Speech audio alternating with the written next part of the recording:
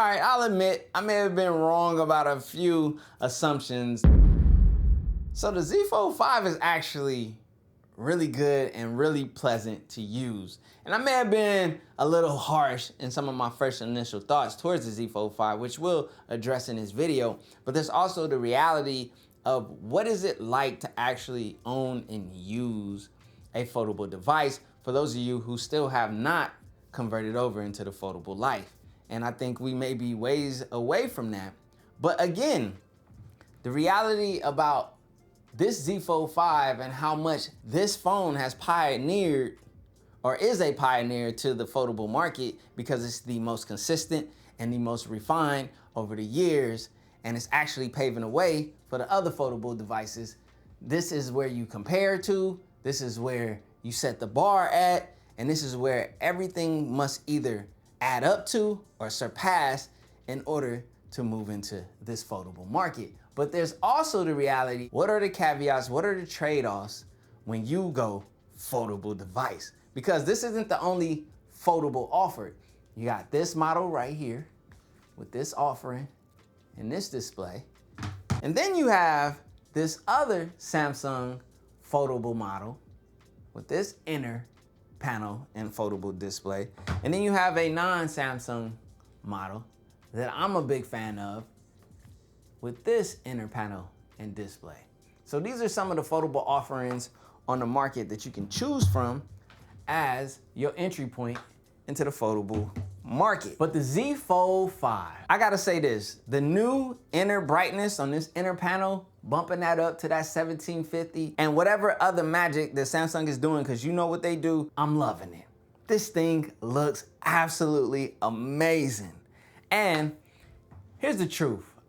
I know I, as well as other content creators, were hard on Samsung at the announcement because, let's be honest, between these two, if you look at them side by side, can you really tell which is the other? Unless you're one of those tech geek nerds who understand that the flash being moved up to that upper area versus here is one of those small, slight indicators. But the real reality of what makes these two actually different is not in what you can see with the naked eye. It's more of what you feel and actually experience when using it. First case in point, weight.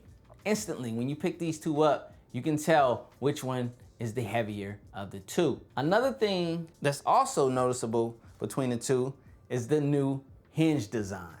Now this right here is one of the areas I think Samsung has actually been spending most of their time developing, the hinge. And let me tell you this, from the Z Fold 5 to the Z Flip 5, this new hinge is quite pleasant. It has an extreme confidence to it, and it has a nice fluid flowing motion, and I appreciate and enjoy this new hinge. The hinge is the area that's most important, as well as the foldable display, because those two work together to ensure that you have a durable and pleasurable experience when jumping into this new foldable market. So what is it really like owning this device? I'm gonna tell you like this. I've been using this thing for a little bit now, and I can say that it's quite enjoyable and pleasurable thus far. Although there are a few things that I have on my wish list for it, let's talk about it in its current state. So you have this front OLED panel, which is beautiful. It's saturated, it looks great.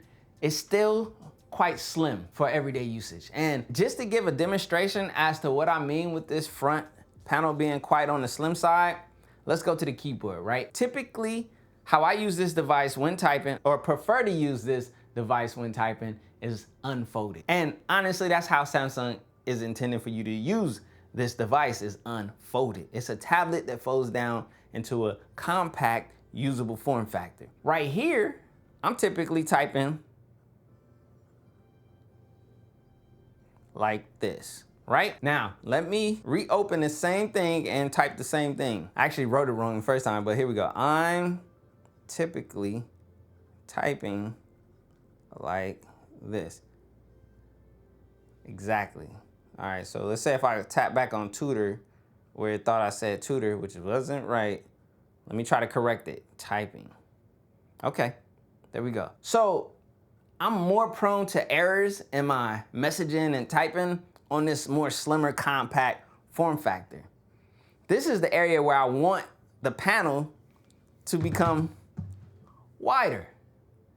This is why everyone loves the Pixel Fold, is because from this screen, which you're gonna use the most, even though most people won't admit to it. Oh, I got a quick notification. I'm checking that here. Oh, I got a phone call. I'm checking that here. Oh, let me reply to this quick text message. I'm doing that here. Let me scroll really quick and just check the timeline, slide. I'm typically gonna wanna do a lot of that here. But yes, the experience of the Z Fold is here. Look at how much better that experience becomes once I unfold the device. But to unfold the device requires two hands. To use the device like this requires two hands. To use a device like this requires only one. For people who have smaller hands, the slimmer, candy bar look is probably more favorable for you to be able to palm it and use it. But I mean, I use large devices like this one-handed all the time. You see that pinky support right there? That's important. You learn to adapt. I don't have the biggest paws and mitts. And for those of you who do have larger paws and mitts, I can only imagine what your typing experience could be like on this front panel. So that's something to keep in mind when shopping the Z Fold 5, is just consider how slim and tall and different the aspect ratio of this front panel truly is. And when you go into other devices, like, okay, we have the Z Flip 5, and when you expand this, your panel is also at this unique, tall aspect ratio, but the beauty of it in comparison is how much wider it is to the Z Fold 5. And then, I gotta do it, the Pixel Fold. This is the epitome of width on a foldable device on a front cover panel. And this makes for front-handed, one-handed use to be so pleasant and so favorable, in my opinion.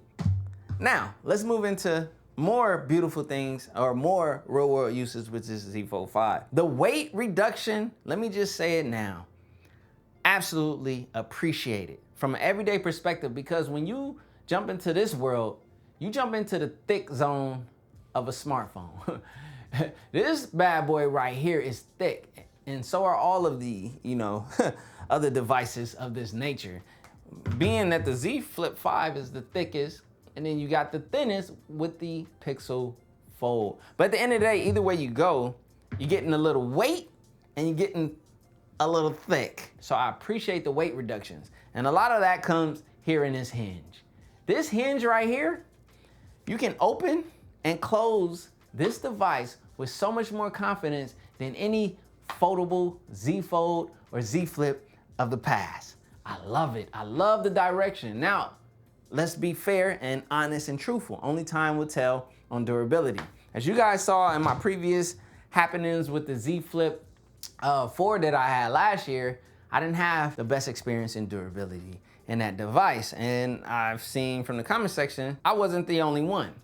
But this hinge, at least the feel of it so far, gives me a lot more confidence in durability. But the only true test is the test of time. And I heard that there was someone live streaming, opening and closing it over 100 or 200,000 times. I think they may have did the Z Flip and the Fold, but there's so many more factors to it. You have to actually use these devices on a daily, set them down, allow dust to collect and things like that, open it, get little microscopic debris and so forth within these areas, because this is only IPX8 rated, meaning you have the water resistance up to a certain point, but you don't have the dust resistance, hence the X. No dust resistance on this device.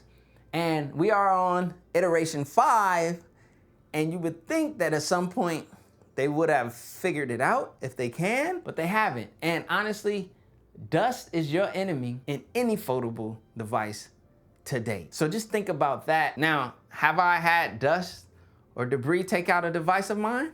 I don't know. I've only had one foldable that has failed on me, and I don't know the true cause of it because Samsung did not disclose what exactly caused that device to fail. All they did was repair it and send it back to me free of charge. And the fact that they didn't try to charge me or blame me shows that there was something on behalf of that device that was the culprit. Another thing that we gotta discuss with the Z Fold 5 is camera hardware. As of late, in the Samsung hemisphere of these foldable devices, not much is changing, or nothing has changed in camera hardware. So let's snap a selfie. I'm gonna do it this way too, since this is the lighting right here. Now that's using the inner camera, outer display camera, which should be better. It's set to natural. That's two angles, one with a light and no backlight, one with a backlight and light. The one true love of a foldable device when it comes to taking photos of oneself is this mode right here. Where is it? Where I flip it around, you open it, and then you tap on this. So cover screen preview. This right here is the biggest plus side to a foldable device when snapping photos of oneself. So I'm gonna get a photo right here. Oh, actually, let's do the 5 up, and I'll just leave it up. And photo right here, bam. Man, just snapping mad photos. Next thing, of course, we gotta do video, you guys. Video. All right, let's do some horizontal video really quick. Look at this. Look how I can hold this and have a full on, look at, do y'all, man, listen. What is up, you guys? So this is my first video. We gotta put a challenging situation on these cameras. Backlighting, we got window lighting. Front lighting, no backlighting, just slightly, you know, a little atmospheric lighting. And you guys get to hear the audio. Hopefully I'm not covering up the microphone, and that's the thing you gotta consider as well. But at the end of the day, this is one of my favorite ways to use a smartphone's rear camera. But let's be real. I've had a consistent gripe with Samsung and their cameras. And yes, I'm gonna say it, my skin tones. Why wouldn't I want my photo to look like me? So these pictures and these videos are gonna be on your screen, and you guys can see a camera that I am using that actually displays my skin tones properly versus the Samsung's camera. And you guys let me know where it falls. And then obviously we'll be doing the versus videos in the near future, putting this device up against a lot of other devices in the camera department and also just overall phone department and helping people make a decision. But until then, you guys gotta let me know how well do last year's cameras perform in this year. Now, to be fair, when you have a new chip, a new GPU, and a different system, and possibly, you know, improved processing, you should get a better image theoretically. But there's also the issue that I think personally is with the way that Samsung chooses to process images in color, especially in the area of skin tones. I'm gonna keep saying it because some skin tones need to be addressed. Until then, I think overall, in general, these cameras are fair. They're gonna be ideal for the general user. But I still also hold on to the hope that one day we'll have S23 Ultra caliber or S series Ultra caliber cameras on this panel. And I saw a comment of someone saying that there's not enough room within the Z Fold 5 body in order to put the S Ultra cameras in it. Well, if they would widen this, you know, panel out, there'd be plenty of room, right? Battery would get bigger and maybe other things. W for the Z Fold 5 as is though. I will say that, as is. Now, we gotta get into another controversial topic with this device, and that is battery. Oh, battery life and the lack there is. A lot of people's complaint with all of the foldable devices is battery life. I don't care which way you cut it. The truth is, battery is always 1000% subjective. I always gotta put that out there because I think some people don't realize. You may be having a bad experience, but the person next to you may be having a great experience or a fair. It varies. This is Android. There's a million apps. Some are not optimized to, let's be real. But generally, if a device can make it through my workday or my day, I say the battery is good. But if it can go beyond that and I can like skip charging it and go another day, that's when that battery is with these foldable devices, I've always rated them as being able to make it through a work day or the first day. And that's typically where you land. Even with the new Snapdragon 8 Gen 2. Although it may have optimized some things and it may run more powerful and slightly more efficient, we're also pushing a lot more nits here. Screens are brighter. So again, the body is still the same size, so the battery cannot increase. Without the battery increasing, and until that new double stack technology is actually implemented and we get to see how it goes, the battery life is what the battery life is. Decent, okay, maybe even subpar for some, and maybe even great for others. Let's talk about the most important topic, which is user experience. I could talk about displays, specs, cameras, and this and that, and the crease. Okay, some people want to talk about the crease, so let's talk about the crease. The crease is there. It's evident. You feel it if you rub your finger over it. In the discussion. Crease is always there. The crease is there. Let's see, the crease is here. The crease is even here. Show me a foldable. Well, let me not say that, because I know there are some foldables out there that have improved on the presence of the crease. So, if you're worried about creases and that's something you don't want to deal with, maybe a foldable device is not for you. But user experience. It's lighter, it's brighter, it's faster, it's smoother. Not like the previous wasn't smooth. It's improved. It's a little bit more confident here, at least for me, from my first interpretation. It's a little lackluster, in my opinion, here. I haven't even looked at it, but I know. I already know. I don't even need to see the footage to know. I'm gonna look at it though. I could be wrong, and if I'm wrong, let me know. But yeah, it's a little narrow here, but it's still the most developed foldable experience from a software perspective, from an optimized for foldable perspective, from a Samsung throwing every feature in here perspective. And that by far yields one of, if not the best foldable user experience. There, I said it. As someone who said that the Pixel Fold is the better design and in some ways the better fold, in all reality, the best and most optimized foldable experience to date is in the Z Fold 5. I said it, okay? Samsung Knights, put your knives down. Your boy was right here ready to defend with the S Pen. Put your S Pens down. Relax. It was always me versus me. It was never me versus you. Misunderstood. Get up, had to beat those eyes. Got up and I beat those eyes. It's understood. It was always me versus me. It was never me versus you. And now I'm good. Wake up and I do my part. Wake up and I do my job. Just how I should. It was always me versus me. It was never me versus you. Misunderstood. Get up, had to beat those eyes. Got up and I beat those eyes. That's understood. It was always me versus me. It was never me versus you. And now I'm